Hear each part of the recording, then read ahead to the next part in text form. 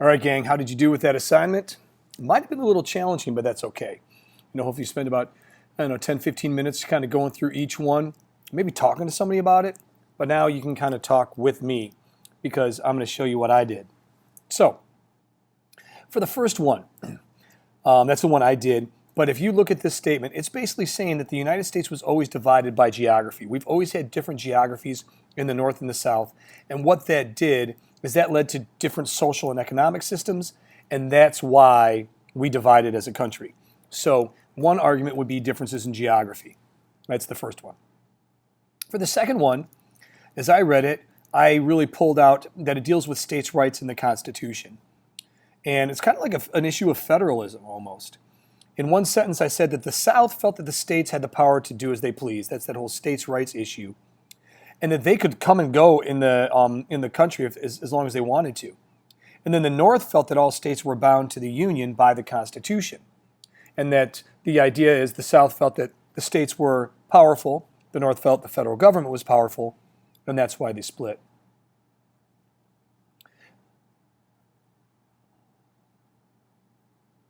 The third one here is about exaggerations and distortions. This argument here is saying that each side exaggerated the characters and actions of the others. They stretched the truth on what each side was, especially the abolitionists in the North and the fire eaters, or the really, really pro-slavery people in the South. And this led to a greater division between the North and the South. Basically, every abolitionist said that every Southerner was this huge pro-slavery plantation rebel owner that were like cruel to enslaved people. And every Southerner said every Northerner was one of those crazy abolitionists like John Brown that was going around trying to, cause havoc with everything. And then those exaggerations led to the Civil War. The fourth one is real simple. This argument is that the Civil War happened because of slavery. It was immoral, it was unjust, and the Civil War happened in order to get rid of it, and it was worth fighting the Civil War to get rid of. That's another argument, slavery. For the fifth one, this one talks about economic differences, that the economies of the North and the South were quite different. The North was more industrial, the South was more agricultural. The North had dealt with more foreign trade, and the South had foreign trade, but that foreign trade was mostly imports. And so the two economies led to the division because they divided over tariffs. The North liked tariffs to protect American industrial stuff. The South didn't like tariffs because they didn't make industrial stuff. Remember, tariffs are taxes on imports. The North liked internal improvement bills to build canals and railroads and roads to connect the North and the West. The South said, we don't need those. We've got little rivers that can do it, and the South isn't going to pay for the North. And then finally, they differed on the expansion of slavery, but they argued that was an economic issue. So you got economic differences. The sixth one is about stereotypes. Similar to exaggerations, but stereotypes was really about the culture of each side. This is kind of some heady thinking here. The North and the South stereotyped the other side.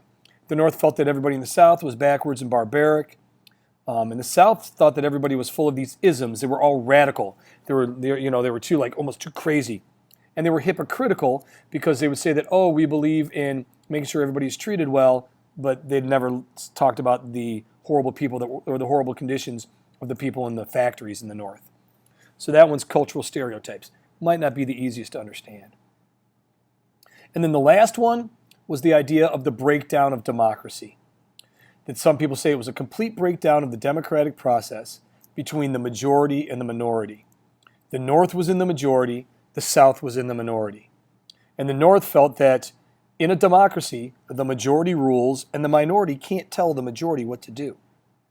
The South felt that in a democracy, the majority has to make sure they protect the minority, and they can't trample on the rights as a minority. And this really obviously broke down when it comes to the election of 1860. So those are the seven causes that I got out of it. Differences in geography, states' rights in the Constitution, exaggerations and distortions, slavery, economic differences, cultural stereotypes, and a breakdown of democracy. But to take it a step further and to detail how slavery plays a role in each cause, I want you to listen real quickly. How does slavery play a role in each of these? Well, in the first one, differences in geography. The U.S. was divided with different geographical, different geographies or whatever, and they led to different economic systems. But the economic system in the South, because of the geography, relied on slavery. States' rights in the Constitution. If somebody says, yes, this war was about states' rights, it was about the South feeling they had the right to do what they wanted. But what they wanted to do is have slavery. When it comes to exaggerations and distortions between the North and the South, they were both distorting and exaggerating each other's views about slavery and their actions about slavery. When it comes to number 4, that's easy. The cause is slavery. When it comes to number 5, they had 2 different economies. You have industry in the North, you have agriculture in the South. But that agriculture in the South was based on slave labor and the expansion of slavery. For number 6, the cultural stereotypes. The cultural stereotype in the North of the South was that they were semi-civilized and backwards because they owned slaves. And finally, the breakdown of democracy, when the South demanded that their rights could not be trampled on by the majority, but those rights included their view of the right to own slavery. So my point is that no matter how you slice it, slavery is the cause of the Civil War. And you're going to find that out in class on Monday and Tuesday when you take a look at the secession statements and other primary sources from the Civil War. Okay? To finish up here, why did you do this assignment in the first place? Why does it matter? Why did Taft have you struggle through this? And then finally, you can think about this. You can write down here if you want to, or you can just think about it. Could the U.S. have been talked off the edge of the precipice in the 1850s? That's a good question to ask, isn't it? It's almost an essential question. All right, have a good time in class on Monday as you dive into slavery and secession. And I will see you all after Thanksgiving. Have a fantastic Thanksgiving.